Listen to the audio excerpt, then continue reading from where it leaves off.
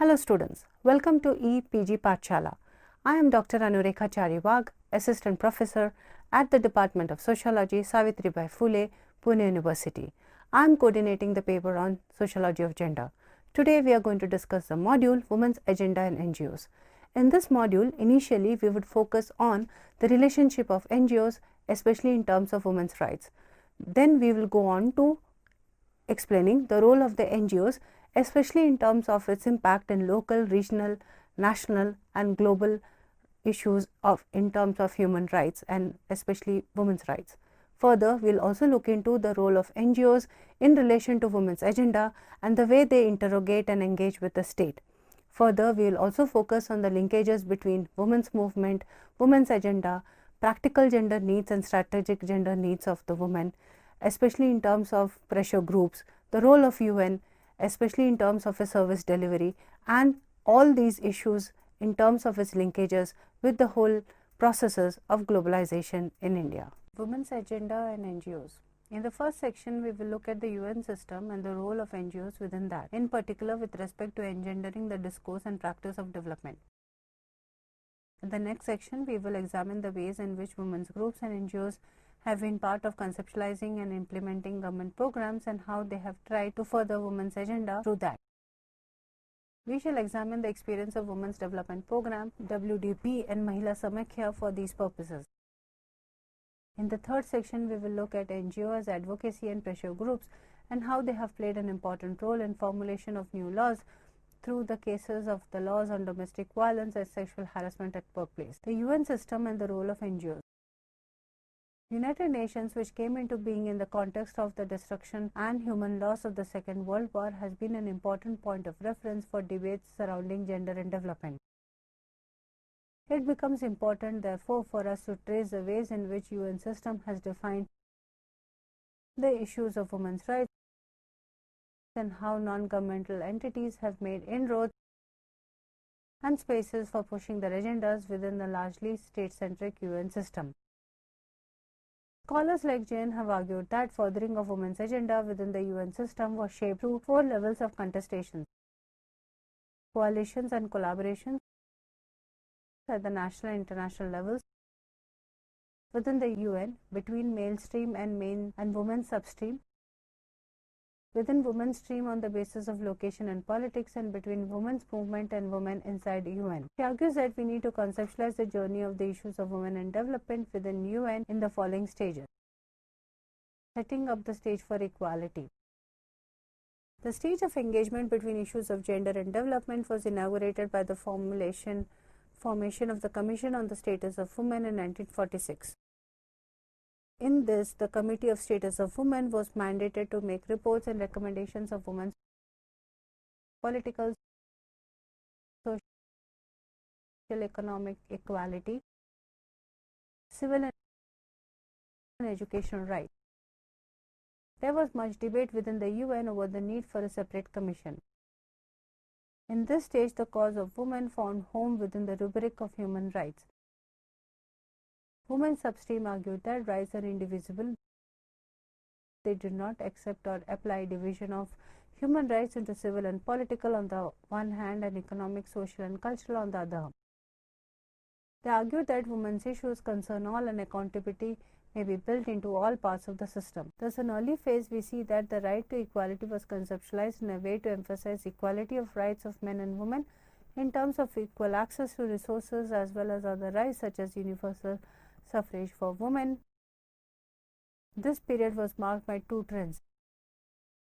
Agencies worked together on women's issues, challenging and collaborating on issue-based themes as well as creation of women-only mechanisms.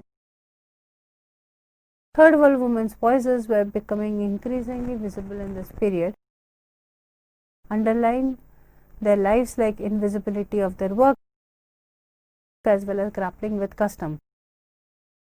These voices were also extended the concept of equality beyond legal equality to equal participation in nation building, social and economic development, civic responsibilities and overall improvement in the status of women. Thus, the issue of equality for women was increasingly transposed into debates on development. The strategies working included coalitions of women on the inside and those on the outside, using informal methods to supplement formal ones. Jane points out that this constituted a triangular alliance of women delegates in the UN bodies, women working in the secretariat or in the UN bureaucracy, and the women working outside UN. With respect to NGOs, this was an important phase because they were accorded a consultative status with Economic and Social Council. While working within NGOs and within the UN started pointing to the gender issues within development. They argued that the UN approach to development was based on stereotypical notions of femininity and issues affecting women from the north, as well as the perception of funding agencies, inscribing development into rights. The second phase was marked by efforts to integrate women into the total development effort. The issue and perspective of women in development propelled to the world stage.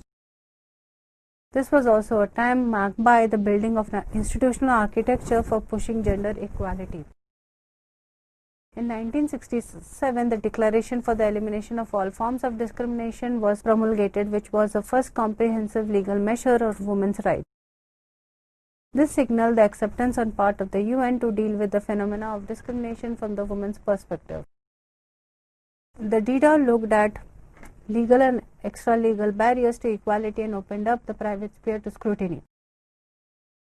This was a period of learning to integrate women into development, questioning paradigms for drawing from empirical research, especially country-based research on women as workers. This led to an integration of women in an overall policy formulation, including programs to create jobs, provide education and vocational training. The CSW also included women's economic contributions in a conceptualization of equality, which marked a clear departure from modernization theories which were dominant at this point in time. The period thereafter saw the beginning of funding for the programs for women, programming for women, as focus was, as well as projects targeted at women. Through efforts of women's NGOs, this period saw the rise of equity approach, which women should be given equality with men, same privileges and rights. In terms of expanding women's rights, this was an important period with the first World Conference on Women held in Mexico City in 1975.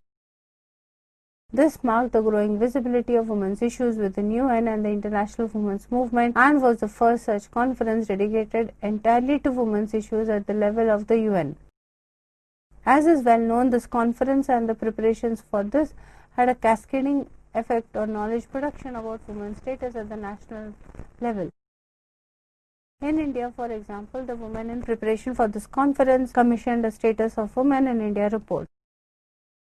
This document, which was published as Towards Equality, underlined the fact that the status of women in India had not only not improved after independence, but it had deteriorated on most indicators, with the possible exception of spread of education among urban women. This report implicated the Indian post-colonial state for its failure to develop the basic rights to its women, and was in many ways the impetus for a new focus on women's issues and the inauguration of women as a subject of knowledge production. It led to the formation of women's studies centers and institutionalization of the agenda of knowledge production about and for of women. The report was also significant because it helped challenge the assumption about development. However, it is important to note that women's groups were not able to successfully push for the inclusion of women's agenda at the level of UN. The inclusion of an NGO forum in the Mexico conference was another defining moment. It included not just established NGOs with consultative status, but also smaller, newer groups. This led to a beginning of a new kind of networking, using the site of UN for greater synergy, enhancing the ability to respond quickly. The World Plan of Action, which came up as a result of the conference, points out to the new perspective which informed the relationship between women and development. Women were seen not only as recipients of welfare but also as contributors to development and peace. The declaration coming out of Mexico also stands testament to the politics around women and development, and there is no consensus in the declaration.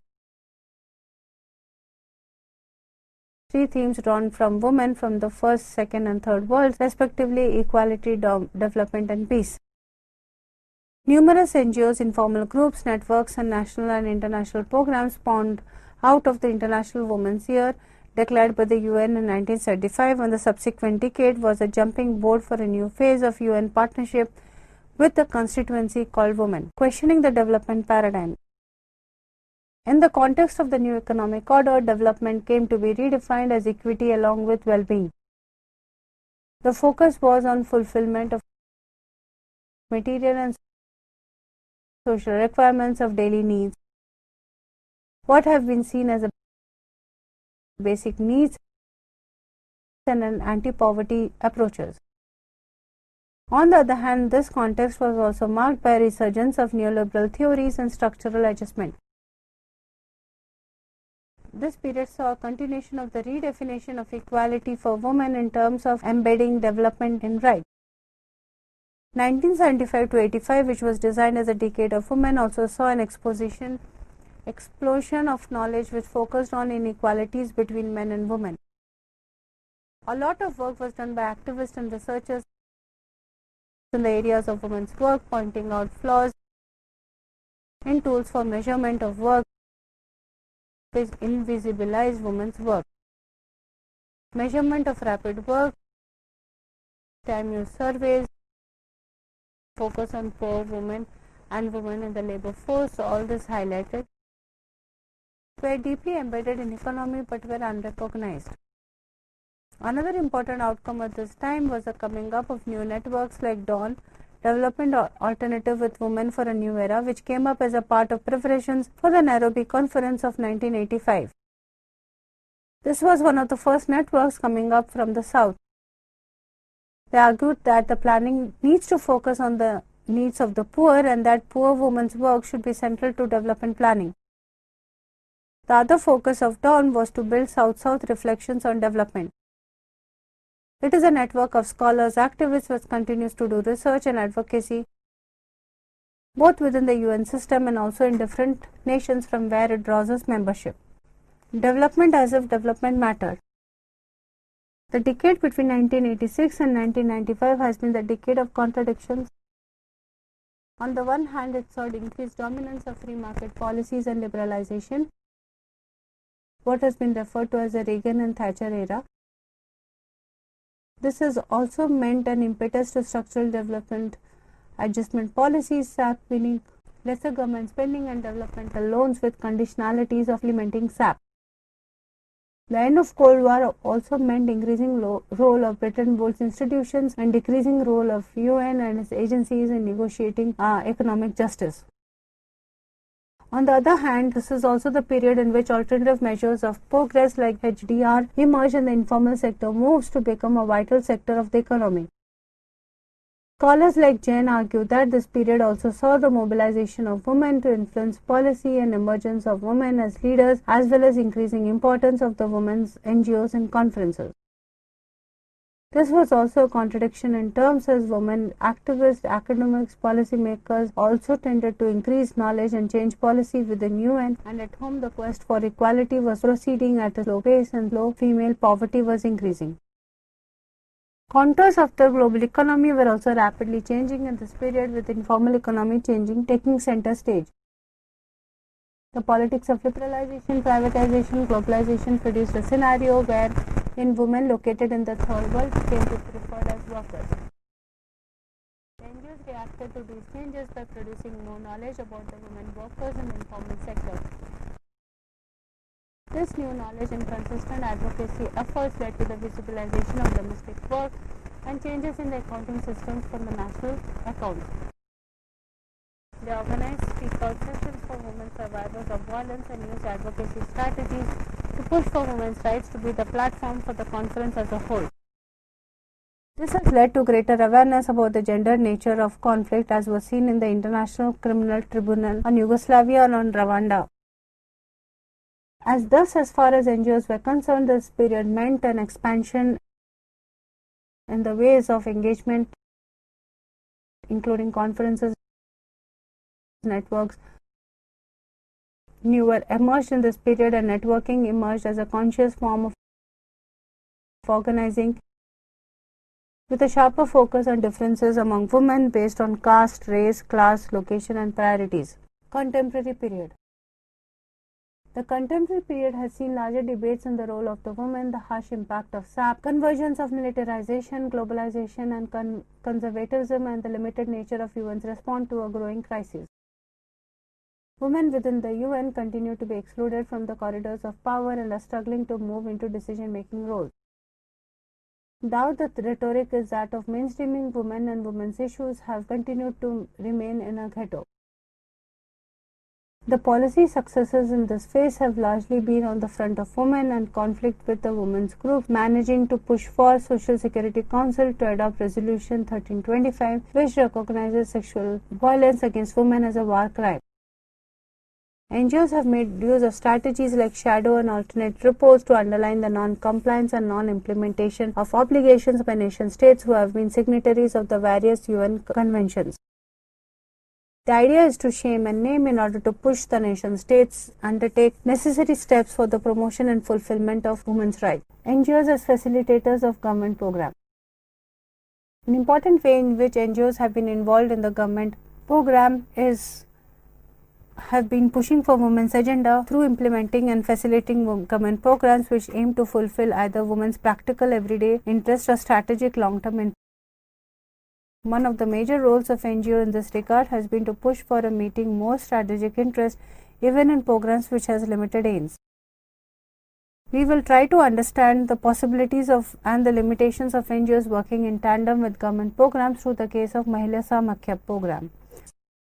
Mahila Samakhya has figured prominently in discussions around women and empowerment, the relationship between women's movement and the state, as well as to understand the possibilities and limitations of government civil society partnerships, of which Mahila Samakhya is an important and prominent example. It is undertaken by the state and the feminist groups in partnerships with each other and is structured as within the government organization with its aims to collectively empower and mobilize low caste rural women in India. The relationship between the women's movement and the state has always been two-way. Formal policies and programs have attempted to project the post-colonial state as a primary agent of development and change and as a protector and promoter of the well-being of the marginalized, including women. The women's movement, along with many other social movements and organizations, has demanded affirmative action from the state and sought protection of the interests of the marginalized. They have done so expecting that the state may and ought to possess the resources and opportunities required for bringing about change that they might not be able to do so in a position to do so. This has been starkly visible in the use of legal amendments as a major strategy by the women's movement, as also the attendant critiques of the statism of the movement.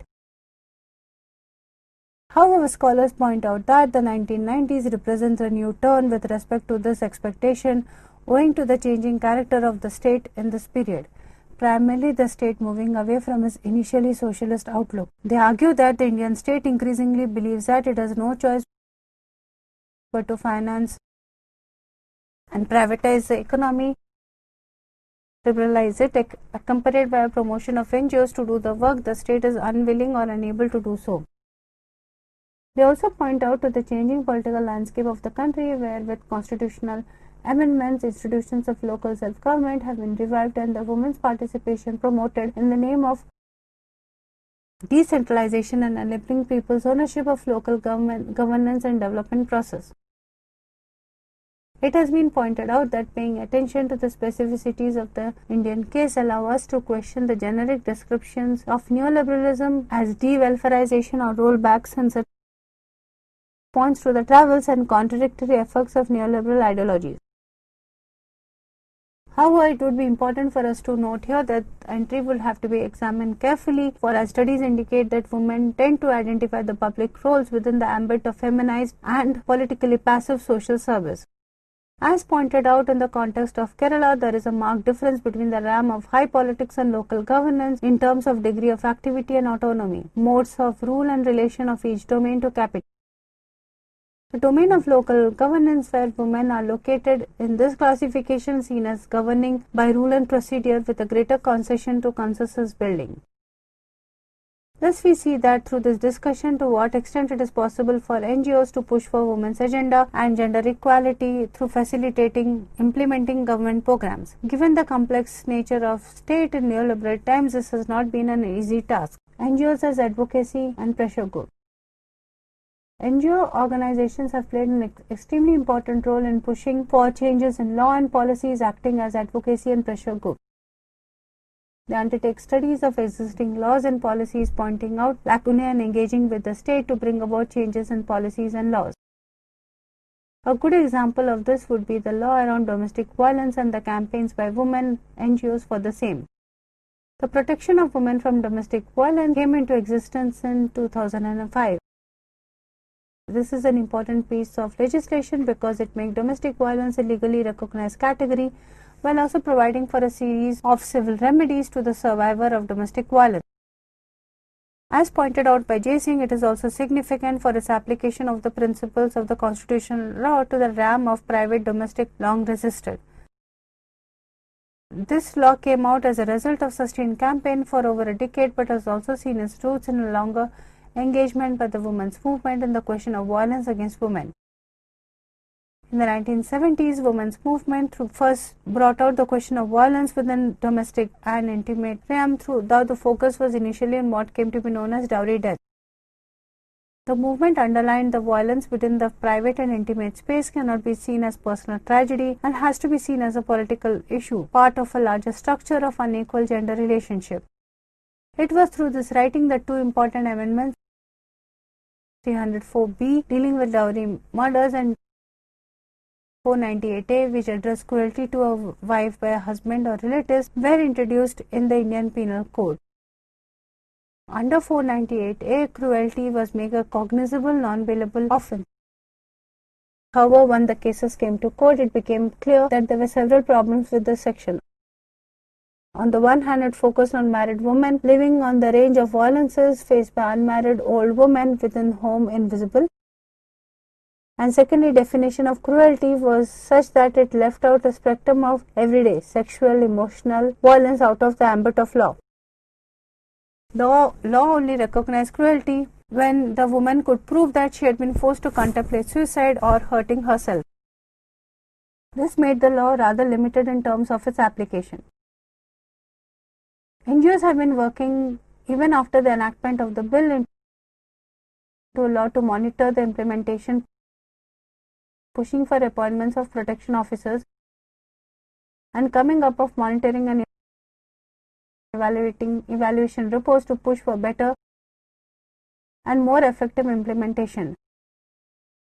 Studies indicate that while Domestic Violence Act has a potential to become extremely useful, its effectiveness for survivors of violence is constrained by the patriarchal frames through which courts and other law enforcement agencies operate, where the family is seen as a unit worthy of being maintained and preserved at all costs.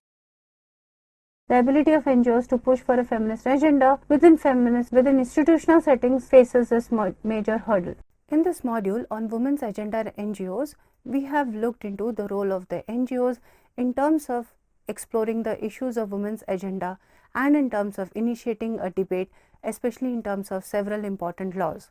Further, we have also looked into the way they have shaped the women's agenda not only at the national level but also at the international level, and the very important role that they played, especially in terms of its advocacy. We have also looked into how the NGOs have dealt with the challenges of the state and market forces, and at the end we have come to a conclusion that the realm of violence against women is one of the most success stories of NGOs intervention in terms of women's agenda in India.